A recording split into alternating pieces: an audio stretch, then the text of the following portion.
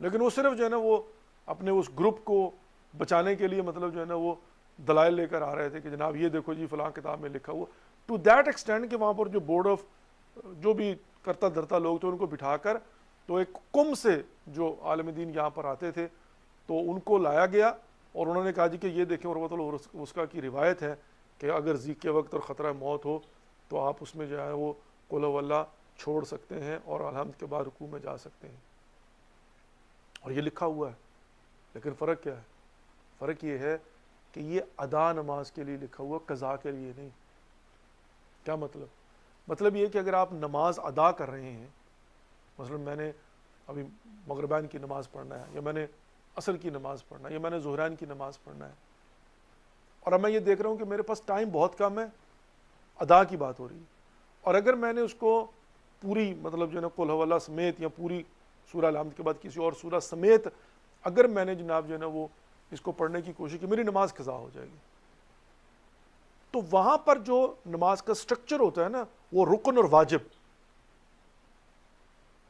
رکن واجبات کے اندر ہوتی ہیں، لیکن ذرا وہ سہون اور عمدن اور غیر یعنی عمدن اور سہون کی جو بحث ہوتی ہے اس میں جا کر رکن اور اس میں جو ہے نا ہوتا ہے۔ صرف واجب نماز اگر میں نے پڑھنی ہو تو ان واجبات کے اندر بھی اگر ضیق وقت یعنی تنگی وقت ہو یا موت کا ڈر ہو، اور تنگی وقت میں یہ کہ ٹرین کھڑی ہوئی، ٹرین جانے نہیں گئی ہے اور آپ نے نماز پڑھنی ہے اور آپ کو پتا کہ بھی وصل ہو گیا، بھاگنا ہے، بالفرض قضیہ، ایسی صورت میں آپ سورہ الحمد پڑھیں اور باقی دوسری صورت چھوڑے بغیر آپ جو ہے کوئی ایک آیت پڑھ کے جا سکتے ہیں، ٹھیک، یہ ہو گیا معاملہ۔ لیکن جو قضا ہو گئی ہے وہ کما یفات ہے۔ کیا مطلب؟ کہ جیسے قضا ہوئی ہے، اگر وہ حالت حضر میں قضا ہوئی ہے، مثال کے طور پہ آپ کے گھر میں جہاں پر آپ کی 4 رکعت نماز پڑھنا واجب تھا، تو پھر آپ سفر میں بھی اگر قضا کریں گے تو 4 رکعت نماز پڑھیں گے۔ اور اگر کوئی قصر میں قضا ہوئی ہے، یعنی سفر میں تھے آپ، نماز قضا ہوگی خدا نہ خواستہ، تو آپ گھر میں بھی آ کے وہ قصر پڑھیں گے۔ یہ ایک فارمولہ سے کہتے ہیں کاما یفات۔ تو بھائی اگر کوئی شخص ضیق وقت ہے، موت کا ڈر ہے، ٹرین کھڑی ہے، جہاز نکل جائے گا، تو کس شریف آدمی نے آپ کو کہا ہے کہ آپ 100 رکعت نماز باجماعت کرواؤ؟